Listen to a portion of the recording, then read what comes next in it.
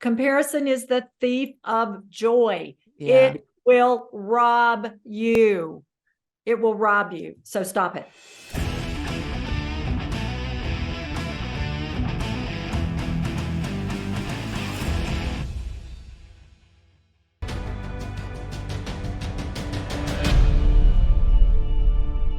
Hey there. Thank you so much for tuning in to True Grit and Grace. I'm Amberly Lago, and I have one of my dear friends on the show today. We've known each other for a while. I've never got to meet her face to face, but we know each other heart to heart, and it was instant connection. I have Dell Smith Thomas on the show today, and I can't wait for you to hear her story and learn from her wisdom. She's an international professional speaker. She speaks all over the world. She's a best-selling author. I have her book right here, Good Morning Gorgeous. It's discovering your gorgeousness from the inside out. And it's one of the best books I've read in a long, long time. I've got so many pages turned in highlights, and we're going to get into that. She's often called the hope dealer. She is a bright light. She's appeared on so much media. She's been a guest expert on Dr. Phil. She's featured on CMT, VH1, Fox. I mean, the list goes on and on. Plus, she's former Miss Tennessee. That got out. It got out. It got out. I know that the cat's out of the bag. Former Miss Tennessee. Dell, thank you so much for being here. It's so good to see your beautiful face, your gorgeous face right here. Oh, well, thank you, gorgeous. I wish I could climb through this screen and hug your neck. And I love the word grit. And we say grits here in the South, girls raised in the South. That's what That's it right. is. But I love True Grit and Grace, and because I admire you so much and all the work that you're doing. And I'm just honored that we get to share this time together. And I always believe when like-minded spirits come together like ours, that we've been brought together for a divine purpose. And I know somebody that's out there listening to us today, there's something that we have to share with them that's going to make a difference. And I know that's what it's about for both of us. Yes, for sure. Well, you add value everywhere you go, and there was so much value in your book. Like, I really enjoyed it. And one of the things I really loved about it is that it was easy to read, first of all. Yep. And there are so many quotes, and there are takeaways. There's like I look, I've got pages turned down. I love it. I love it. Yes, I love it. I wrote love it the like quotes. that, Amber. Yeah, you will notice in the book there's lines to write, because I'm sure you do like I do. So many of my books, I'm writing in the margin. Then I read a book and I highlight it in a color, but then I go back and read it again and I highlight it in a different color, because when you grow and expand, that same book is going to speak to you in a different way. Do you know I do the same thing? Of course you do. I do. Of course you do. I mean, look, I've got my highlighters right here on. Exactly. Yes. I do Exactly. this. I do the same thing. So it doesn't surprise me. But you know what? It surprised me a little bit is because you're just stunningly gorgeous. And you said there was a time in your life where you didn't really feel that gorgeous. You were like skinny and all. And I have to share something with you that I admire that you were in pageants in Miss Tennessee, because my mom, bless her heart, I was such a tomboy, and she really wanted me to be girly, and she put me in this pageant, and I had buck teeth and curly frizzy hair. I was so skinny, and I was not very pretty at all. Let's just say. That is so hard for me to believe. And I was actually Mrs. Tennessee, MRS, with my starter husband. That's a positive way to say X. I was Mrs. Tennessee. And during those teenage years in my early 20s, I was so awkward and so shy and so insecure. There was no way I could compete. I tried a couple of times, never could make it. But one of the reasons I ended up competing later is that my best friend growing up, who was actually my piano teacher when I was a teenager, who was my first mentor to teach me about goals and dreams and attitude and faith and believing. She was crippled in a car accident at age 11, was told she would never walk again. But in 1980, she walked the runway as Miss America. And oh my goodness. she was my piano teacher. They had been in a car accident. The motor came in on her lap. She'd gone through the windshield in my little tiny town. They had stitched her up. No plastic surgeons on call down there in that little town.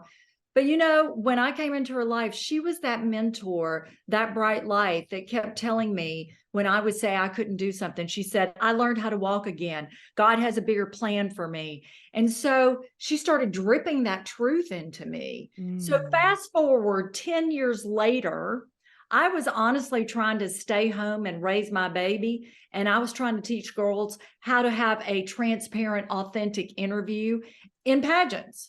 And they kept saying, how can you teach us anything? You ain't never won anything. And I'm like, really? That was with your outside voice.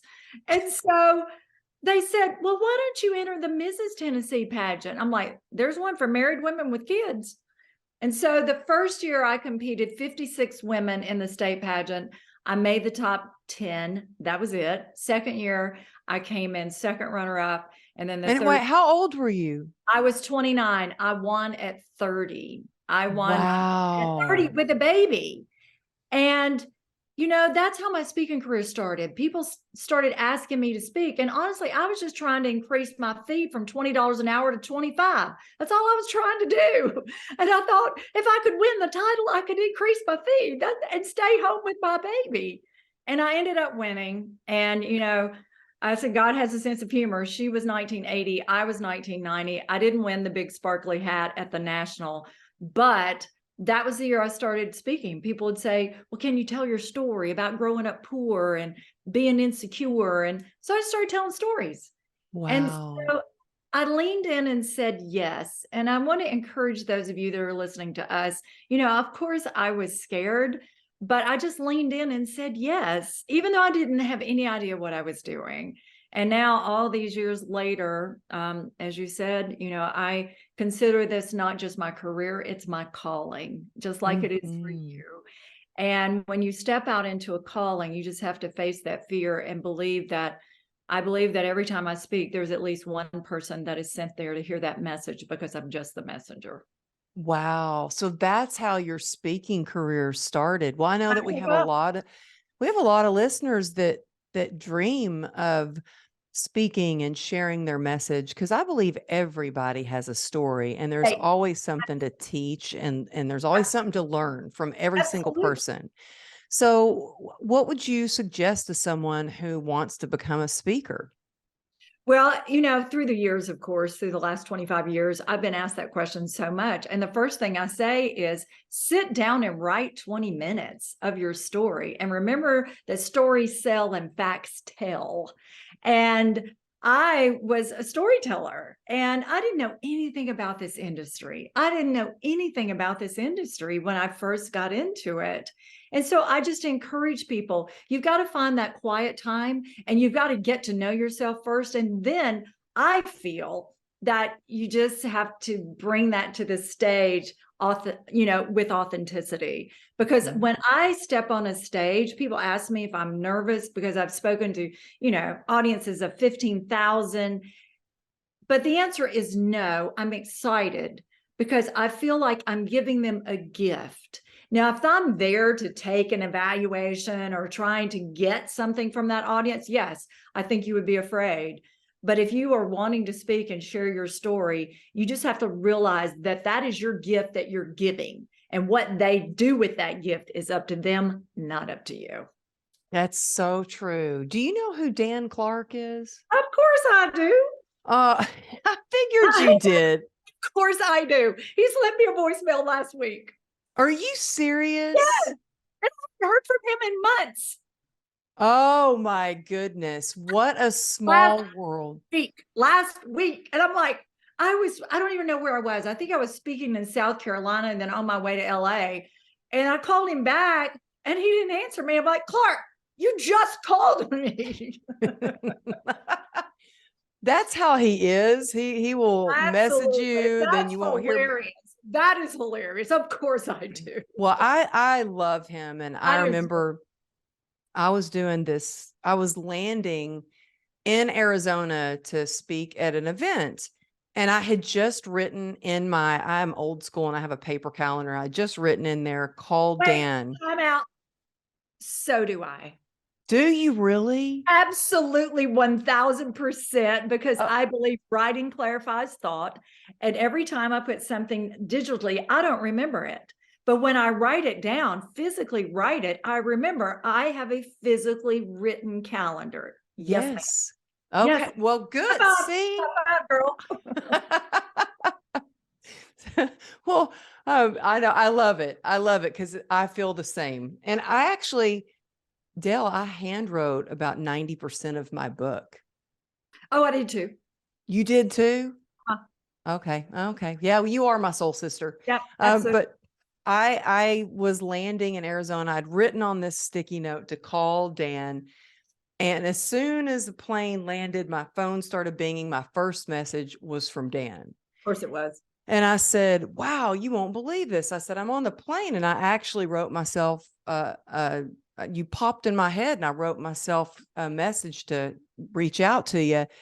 And he said, what are you doing? I said, I'm speaking at an event in Arizona. He said, I'm in Arizona. Like, I can't remember where I was there. And he said, can I come see you speak? And I was like, sure. Yeah, come on. I didn't know if he'd really show up. It was a women's event. Right. Sure enough, Dan Showing up. comes walking backstage and my heart just started like pounding because he's somebody I really admire and respect. And if y'all don't know, well, Dan's been on the show. So if you listen to the show, you probably already know who he is, but he's amazing. He's an incredible speaker. And he's like, yep. He goes, of course I'm going to show up to cheer you on and hear you speak. And I was like, oh my gosh, I'm so nervous now. And he's like, oh, well, then that just means you're thinking about yourself and you should be thinking about the people that you're speaking to. And I was like, okay, you're Oh right. my gosh. And I was like, no, it was. And he was right. I was thinking about like, oh my gosh, Dan is going to be like critiquing me. He's going to be watching me. He's here to watch me. And it put it all eyes on me. And I was like, I had to go to the bathroom and pray. And then I did some push-ups and then I got on stage and did my talk. But yeah, it's when you can shift it and say that you're excited and you can focus on you're there to serve and give a gift Right. and share your experience, strength, and hope, then it really does shift. I hand out this postcard around the world, and it's Your Words Change Your World. And I've handed out tens of thousands of these. And in fact, just the other day, I saw a Chinese version of it post up, and a girl that had been in an audience in China had rewritten it in Chinese. But it says, I'm not angry, I'm disenchanted, I'm not nervous, I'm energized. I'm not stressed out, I'm blessed out, and I'm not overwhelmed. I'm just in demand. And Oh, just those wow. little tweaks of those words that we're speaking, but also those little voices that we're talking to ourselves. And you and I both know in this world that we live is travel all the time. It's sometimes very easy to feel overwhelmed. I did three gigs in 3 different cities in under 24 hours about a week ago. Oh And my goodness. I did 3 gigs in 3 different states in a week. And I was like, oh my God. I know. I kept telling myself, I'm in demand. I'm in demand. And I keep saying, this is what I prayed for, because COVID wiped out my business. Yeah. Out on the road, I was 60. I didn't know that if I wanted to start over, and climb again. And, every single morning. So if you're listening to me right now, every single morning at 5 a.m., I get up without an alarm clock. You don't have to do that. That's just what I do. And then I journal, I pray, I meditate, I read, and do all that highlighting. But I heard in my head, COVID could take a career, but it can't take a calling. And so I knew I wasn't done. I knew that as Mm. long as I woke up with this passion of making a difference, that there was somebody out there that needed to hear what I had to share. And so now in 2023, it's coming back. It is really coming It back. is. Do you know, I really feel like, so 2020, I got a lot of my events, well, all of my in-person events were canceled, but a lot of them turned into virtual. Right. And then I got super, like, schedule was packed full of virtual events. And I actually had a moment where I was like, I said, God, I don't know if this is for me, because I got into speaking because I like to connect with people. And I was doing a lot of events where I was just looking at myself talking into a Exactly. camera. Exactly. And I really thought, I don't know if this is for me. I don't know if I can do this. I don't know if I'm cut out for this. I'm not feeling a connection. I'm Right. not. And the very next phone call I got was to go do my first in-person event, smaller event There you in go. Florida. And I was like, okay, thank you, God. And I feel like when we take time to ourselves to meditate, to journal, to pray, to talk, I talk to God, that we get those answers that we need. But I love that you say that COVID could take a career, but not a calling. Can't take a And call. I do feel like 2023, the events are back on full force. Like They it's are. And, on. it's so, those of you that go and hear speakers, please don't shy away from going up and letting someone know that their message has touched your life, because those are the things that keep us rolling. We're in the middle of nowhere trying to change planes and get to the next gig. It's knowing that these messages make a difference. I was just in Columbia, South Carolina, a couple of weeks ago. I was the closing keynote after a full day. It was real estate agents after a full day. And I knew that these people are tired. So I went in early to meet and talk to people, and because it's the relationships that matter. And a woman told me afterwards, she said, I came back in to get my purse. She said, and girl, you stopped me in my tracks. And God said, you better sit down. This is Wow. for you. And it just gave me chills. And she came and told me that she's now going to pursue this dream that she's had in her heart just from hearing the story. And all of you that are listening right now, you have a story. And Mm-hmm. if you are feeling this prompt to speak, number one, don't let fear rob you. Do not do it. Don't do that. Do not let fear rob you. Just turn that fear into faith and walk into it. And then don't let somebody's opinion of you be your reality ever. And if somebody said, especially in a pageant, like, oh my gosh, you're doing a pageant, you're 30, you're a mother, why would you do that? All that negativity, Mm-hmm. you've got to tune that out and listen to your heart and your directive, your direction, wherever you call it. God, you call that direction and you walk, and you stop letting somebody else's opinion of you be your reality. Amen to that. I mean, I can't tell you how many times, and some people that are very, very close to me Hear said, ya. you want to write a book? Then you want to be a speaker? Like, can you even make money doing that? And I was like, well, I didn't even think Think about the about that money. part. I I, didn't. I didn't I think didn't, about that part. I was just like you said, for me, it was a calling. Like, when I can connect with people and I hear them say, because of you, I didn't give up. But let's Exactly. get back to you being called the Hope Doctor, because you know what my nickname was? What? The Hope Dealer.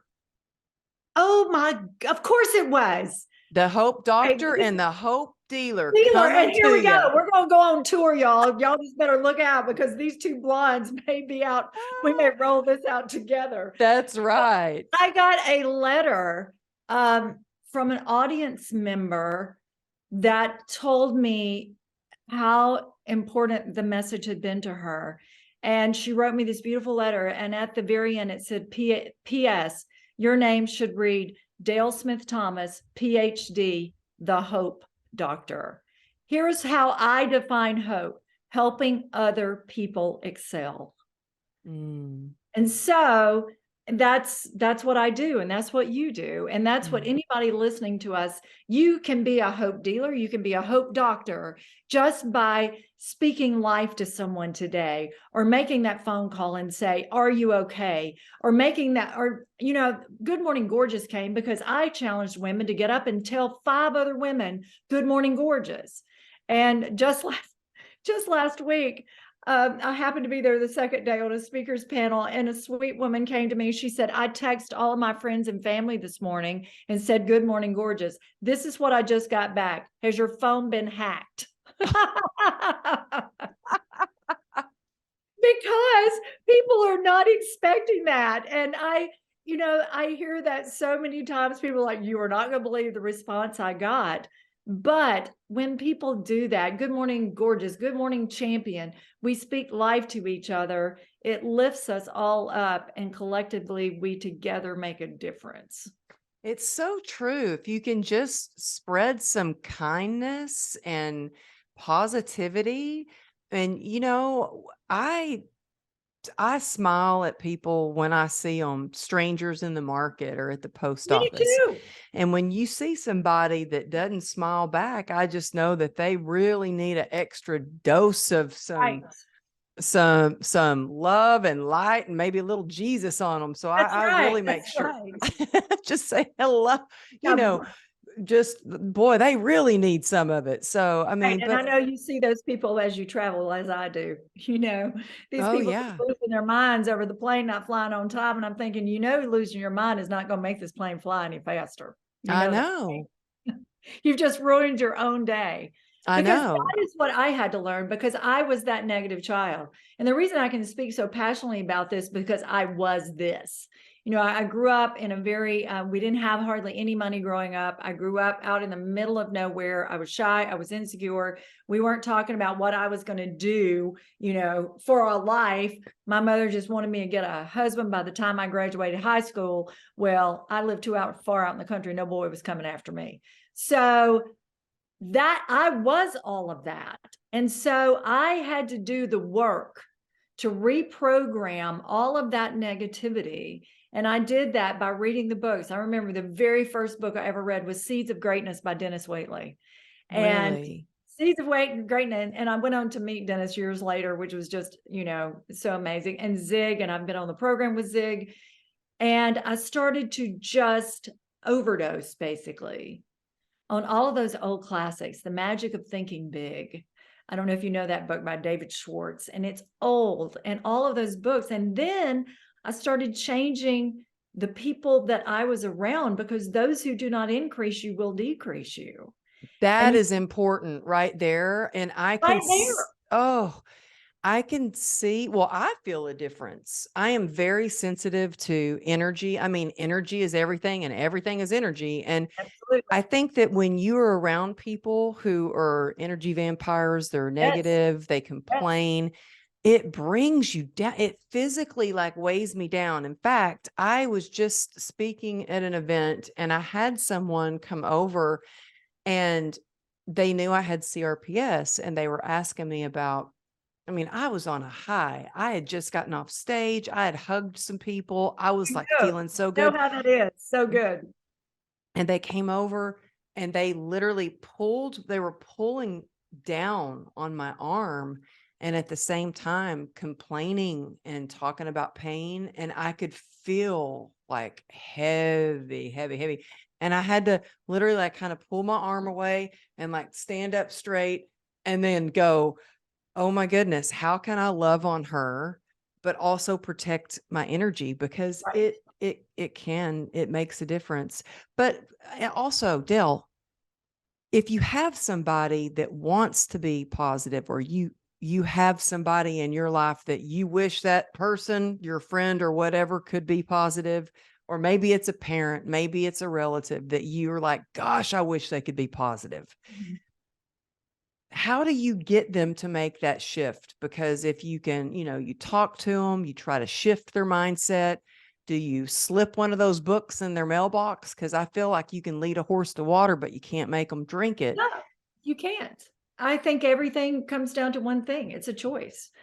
I believe that the formula for success is circumstances plus choices equal results. And this little circumstance piece is always up for grabs. We control very little of that, but we choose how we react to it. And, my mother is 86 years old and has always been very negative, and she will admit it. And, we got into a discussion just a few weeks ago when I was visiting her at the nursing home, because I bring her back to her choices. And she's like, "You've been telling me that for years." And I said, "And guess what? I love you and I'm going to keep telling you." And she said, "I'm 86 years old. I'm too old to learn." I said, "No, you are not. That is simply a decision." And so I lovingly just keep dripping it there, but I know that I have to release the result. And I also That's key. That's so so you got to good. release it. You got to bless them with love, release them, and let them go. And you bless them with love, you release them and let them go. And when I find myself with people where the negativity is hard and I feel that energy drain, I do like you. I switch it really fast. I switch the conversation, I get out of it, and I start making my exit plan, because I didn't know that for a long time. I start retreating. Yes, I saw you. I started making that exit plan, but I didn't know that for a long time either. And then I started it's really. okay. It's okay. It's okay. Those of you, it's okay to do that. It is okay to do that, because if you are completely drained by other people, then you've got nothing left to give. That's what'll happen. Refill your vessel. You have got to refill it. You cannot run on empty, just like your car can't run on empty. And we've got too many people trying to run on empty, and we're not getting quiet, and we're not being still, and we're not listening to our inner guidance that will prompt us and lead us. And that's why I journal. I started do you know the book by Julia Cameron, The Artist Way? Yeah, I have that book. I picked that book up in 1998. I have that book. Somebody told me to buy that book when I was writing my book. Yes. And it talks about censorship. And so I got into this process of, she asks you to get up and just roll onto the page, just stream whatever you're thinking. And if it's, "I don't want to do this and I hate it and it sucks," then you write that. And when you get past, she wants 3 pages. Once you kind of get past that second page of griping, then the truth starts to present itself. And then you start to really kind of meet yourself and listen to the direction. And I think it's in those quiet moments that the path will light up before you. And, because I grew up negative and believing so many things, I believe it was Esther Hicks I heard say, "A belief is just a thought you continue to think." And those negative voices in my head about myself was a belief I created, because it was the thought I continued to think. So I'm going to challenge those of you who are listening to us. Ask yourself, what is the thought I'm continuing to think? And is that lifting me higher? Is that helping me be a better person? Is that helping me pursue my dream, or is it bringing me down? Well, maybe you need to start to challenge that belief system about yourself. Oh, that's so good. I love that. You know what? This is a really good reminder for me, Dale, that I used to journal. I started journaling when I was like 8 years old. Me too, girl. The little diary with the little baby lock. Yes. Yeah. I still have one of those. I have a stack of journals, like so do many. I. But I've been out of the habit of journaling lately. Um, So and I maybe need to. it will be a loving hug, sister hug, to push you back to that. Yes, I'm Back to getting that. back to that, because it really does. There's something very healing, very cathartic when you put pen to paper. It is. It's very therapeutic. And let me say to those of you that are listening, make that your private space, because no one has the right to read your journals without your permission. Because in order for you to be free, you have to know that it's between you and God, and that you have to be able to be free to express yourself so you can listen. So just know that, take care of that space, honor yourself, honor the direction that you're given, and then follow through with that. Yeah, it's very sacred. I mean, Sacred. very sacred. In fact, I, journaled every single day. And I remember an ex-boyfriend of mine, this is years ago, because my husband and I have been together for like 17 years, but an ex-boyfriend read part of my journal and I felt like Violated. violated. You may as well have like my car or my house. It felt like Exactly. had been broken Exactly. into. This happened Deeper to than me. that, like the It's deeper trust than level was yes. gone. Yes. And I remember after that, I did not journal for a Right. long time after that. And then I started journaling again, and I would write it in like the worst chicken scratch writing to So nobody where, else could understand it. yes, so no one else could see it or read it or understand it. But it wasn't even like, oh, I would ever go back and read it. I just needed to get it out. I just needed to have, it That's was right. like therapy for me. And that's such, and I'm so glad you said that because it's happened to me too. And the emotional violation Mm-hmm. felt, it's like somebody has come into the temple and, Yeah. brought their dirty feet into the temple and it violated your space without your permission. And Yeah. it feels, it's just such a strange feeling. So that's why I say to anybody that's honoring this practice, and it is a practice, it's my spiritual practice. Mm-hmm. And it's the way that I listen and it's the way that I process, just protect that sacred space. And Yeah. then in turn, you will protect yourself. And then you will also expand and grow. And I go back sometimes when I'm just writing without censoring. So that's where it has to get to, where it's coming through you onto the paper, not your brain saying what you're writing, but it's coming through you. And some of the guidance that I have received after going back, 3 or 4 or 5 days later, I'll go back and go, I wrote that? Did I?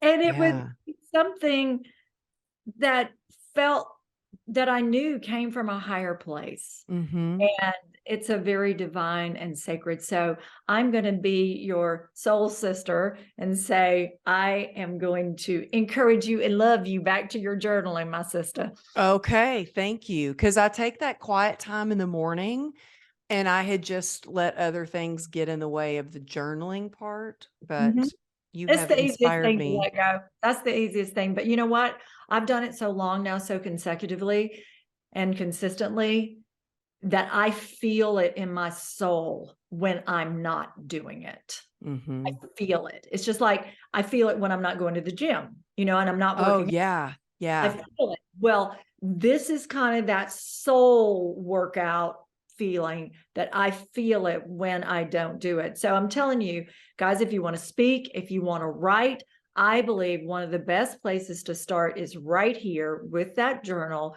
with yourself, listening to your soul, and ask yourself, what's my story? What's my story? And who out there needs to hear my story? And just start leaning into it. Lean into it. That's so great. And I want to encourage you listening too that, if somebody like me who has no college education, I didn't even own a computer. I hand wrote 90% of my book and it became a bestseller and launched on the Today Show. If I can do that, you can do anything. Like seriously. And the only what I did was I just made sure I was consistent and I wrote every single day, even if it was a paragraph. But you know what? After I went and bought my first laptop, um, I started trying to type the chapters and it wasn't coming out the same. So I went back to handwriting because it just came out differently. But yeah, if you want to write a book, if you want to speak, start writing. That's such good And reminder. I encourage people too, because a lot of times people will write their speech down on a piece of paper, they'll write it out. But I Mhm. also believe that writing and talking are two different things. So I encourage people to grab the recorder on your phone and just start sharing. Because so many times, especially for me, and I'm sure you're the same way, people will say, I don't do slides. I don't do any of that. I've never done the speech the same way twice because the spirit's leading in a different direction. And sometimes I'll say something And the audience will go, oh, I'm like, okay, I have no idea what I just said. So will somebody please write that down and text it to me, because that was really good. That And is so, so good. yeah. And so you've got to let it flow Okay. through you. I have to ask you. Okay, so I don't really enjoy using slides I don't use either. any. I don't use any. Zero. Okay. Thank you. Thank you. Okay. Zero. Because I have this big event coming up, No, just don't and do they're it. like, we Yeah. need slides Nope, by today. And I'm nope. just like, Look, oh, I've I've done so got some, I could send them, but don't do it. Listen, I've done so much work in healthcare. And I remember, because that, trying to fit into the mold kind of thing. I remember the first time a hospital said, okay, we need your slides. And I was kind of silent. And I said, well, I just need y'all to know I don't have any. And there was silence for a second. And then I heard somebody say, oh, I am so glad. I am so glad. And well, then look, I just a mean, week ago, someone said that to me. The meeting planner said, thank you for not having slides. He said, because it's like this. When you're in a restaurant having dinner, especially with a man, and there's a TV on, I don't care if they're interested in it or not. they're going to They're look. Yeah. and they're not listening. And so I want an audience to have this co-creative experience with me, to Mm-hmm. be in the present moment with me, because the point of power is in the present moment. And first of all, I would look, I tried to use one slide. It was a picture of my kid, and I'd never used a clicker before. This was for a hospital up in Illinois. And I had the clicker in my hand, and I was talking, because I talk with my hands, threw the thing across the room. It hit the floor. The batteries busted out and went everywhere. One of the executives of the hospital is on his knees trying to find the batteries. I said, I'm going to go on with what I'm doing. When you get that thing put back together, hand it back to me. And so they were dying. But I made it a fun moment. But I thought, you know what? I just need to stay away from that. I just need to stay Yes, that away is from it. so funny. And you know what? I think it's really important that you're able to kind of roll with the punches, sort of say, because Absolutely. like I was in the middle of a talk, and it was the first time I ever had to put my own headset on. Usually Right. somebody kind of helps you a little Yeah. bit. Yeah. And I'm not real good at that kind of stuff. So I'm like, I use an okay, let me figure this out. I put it on, and I guess I really wasn't very good at doing it, because I'm in the middle of my talk and it just falls fell off. out and it falls out. And I rolled with it and put it right into my talk, and people That's were laughing. exactly. But I think that when you can just be yourself and get Be up there, I feel yourself. the same way. I like connecting with the audience. Absolutely. That's all about That's the reason I speak. That, the reason I that's do it. Well, you and I are not giving book reports.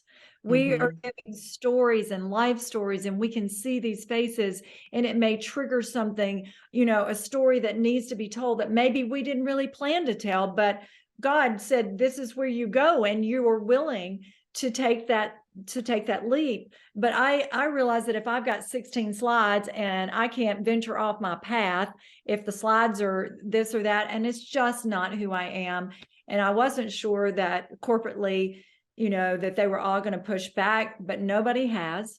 That's And good to hear. actually, they are very grateful now, because also, Amberly, this happens too. If I'm closing an event, which I remember doing this in Minneapolis, I was closing a healthcare event. All the speakers were going long. They were trying to get people out the door for their flights. So I went to the guy who was also a speaker, and I said, hey, what do you want me to do? And he said, what do you mean?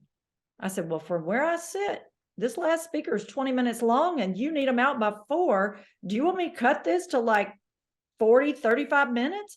He looked at me like I was an alien. He goes, you can do that? I said, sure can. Wow. He's like, you can do that on the fly. I said, on the fly. Because this is about connecting and real, and it's important to me that we honor them, because every time we step on the stage, it is a privilege and it is an honor to be on that platform, to share with this audience. And I am not going to overstep that in any way. And I feel the same. I'm right oh, there girl, with no, you. just say no. Yeah. Just say no. Just Well, say hey, no. well, I really appreciate your time. We only have a few more minutes, and I really Hey, want. wow, that fast, Amberly. I Seriously. know, and you know what? I have 2 pages of questions that we didn't even Well, get you'll just to. have to have me back sometime. I know, but I know, seriously, like that's how it was when I think the first and even the second time I talked to you. It was. First time on the phone, we were talking. It was like, oh my gosh, it's been 2 hours. No, Exactly. but I love one of the things I love about your book. I have some questions about your book because Okay, go girl. such good information. I love that you use acronyms, Yes. and I love that you call them your not chapters, but there's 7 gifts or there's, Yes, seven or gifts. principles. Yeah. Yeah, they're gifts. Yep, I thought they were They're gifts. gifts. Yeah. And so I want to go, not necessarily, we don't have time to go over all 7. Y'all will have to Okay. grab her book for that. And then there's even places that if you want to start journaling in her book, you could do that And too. But I love something that you say, beauty is the opposite of perfection. It's about confidence, character, and charisma. So how do you take someone who maybe doesn't feel confident, who maybe doesn't feel gorgeous, and you're like, they want to feel good. They might even want to walk on stage. They want to share their story, but they lack that. What do you do? How do you help them? exactly what I had to do because I was all of that. I didn't believe any of that. If you would have seen me at 15, 18, 20 when I had my eating disorder, there was no way. I thought everybody else got those gifts, but not me. My hair was too big, my lips were too big, my eyes were too big, I was too skinny, I was too tall, I was all the wrong things. But the first thing I had to do is I had to start changing that inner dialogue. And I believe, I had to really get honest and say, God put me on this planet for a purpose. Who am I to discredit his work by being so horrible to myself? And so start writing out these things that you were telling yourself and ask yourself, is this really true? Is this really true? And start doing that deep dive. And again, I go back to journaling and I would ask myself, what am I feeling right now? Why do I believe this? And get to some more truth. And then go to a couple of people that you really, really trust and ask them to tell you the truth. And then don't disrespect them by telling them it's not true. Women, especially, when we give each other compliments, we give them back. Your hair looks great. Girl, no, I need to get it cut. It's so bad. I'm turning gray. Or, you look so great in that outfit. Girl, I've had this 10 years. Got it at Walmart, $15. I mean, we discredit it. If somebody gives you a gift of a compliment, say thank you and absorb it and start to change this negative chatter in your head and start to slowly change that belief. And I promise you, I am living proof that it works. I am 63, almost 64 years old, and I have done it. It is an ongoing journey, though, ladies and men. This is not something you just a class you graduate from, as Jim Rohn says. This is a class you just have to keep going back to. Yeah, it's so true because there are days when I'm like, gosh, I feel so good. I Right. feel great. I'm confident. And then other days I'm like, oh my gosh, Yep. how am I going to get through this?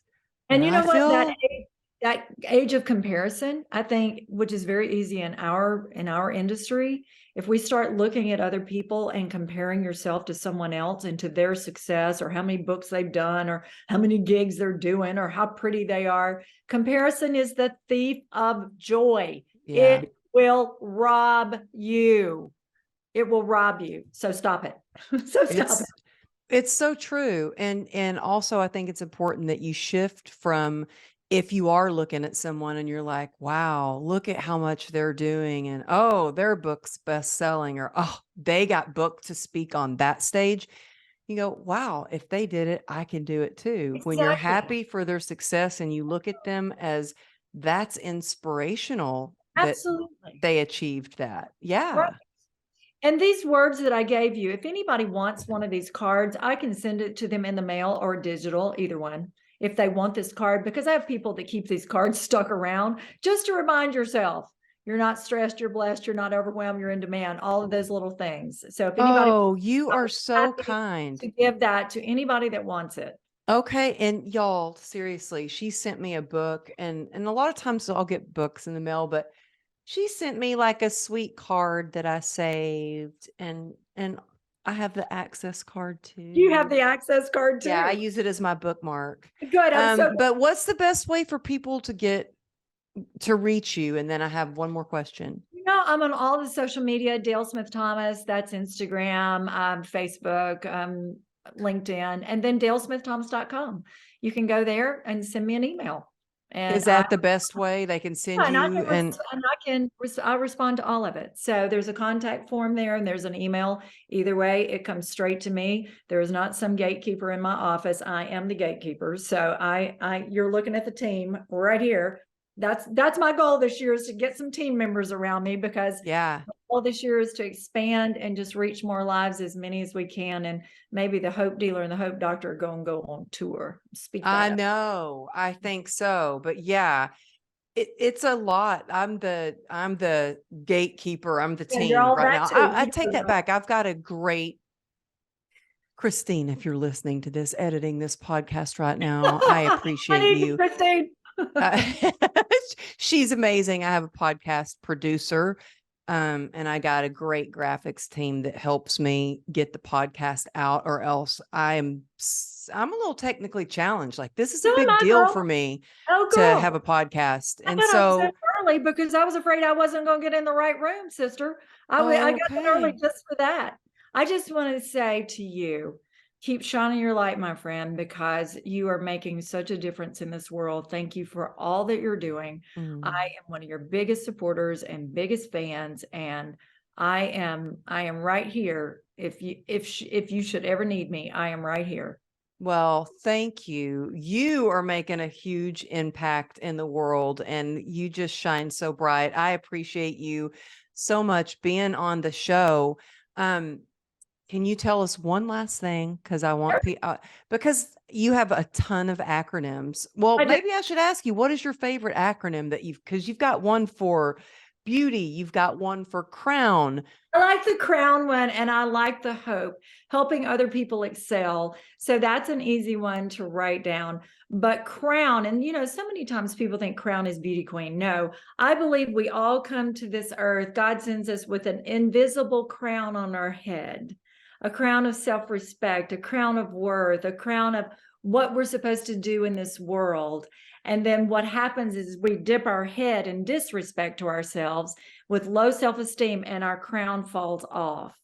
And so crown means confidently respecting our worth now. And if you will stand in that space and confidently respect your worth right now, your head goes up. And I teach everybody, say, crown up. Keep the crown of your head up, because you can't see what you're supposed to be doing or the people you're supposed to help if you're looking down. Crown up. Oh, wow. Mic drop moment right there. What a great, powerful way to end. Thank you so much. Tell us one more time where people can find you. Dale Smith Thomas, Instagram, Facebook, Twitter, LinkedIn, all the things, and dalesmiththomas.com. And that comes directly to me. I would love to hear from you all. Well, thank you. Hey, y'all listening? Let's let her hear from us. I say take a Yes, come on. screenshot whatever platform you're listening on, whether you're listening on Apple, Spotify, or if you're watching it on YouTube. If you take a screenshot and just tag me at Amberly Lago Motivation and tag Dale at Dale Smith Thomas on Instagram. I always share when I see that you have tagged it. Your support and you listening to the show means so much. Thank y'all so much for listening, because it's because of you that the show is top 1%. So thank you for tuning in to the show. I know, I'm just amazed. This is such an amazing community. I'm so blessed, so grateful for them. And I'm so grateful for you, Dell. So I Let's love make sure you. we see each other this year. I love you. Let's see each other in 23, my friend. Yes, we will. Thank you for being on the Absolutely. show. All right. Love you. Love you.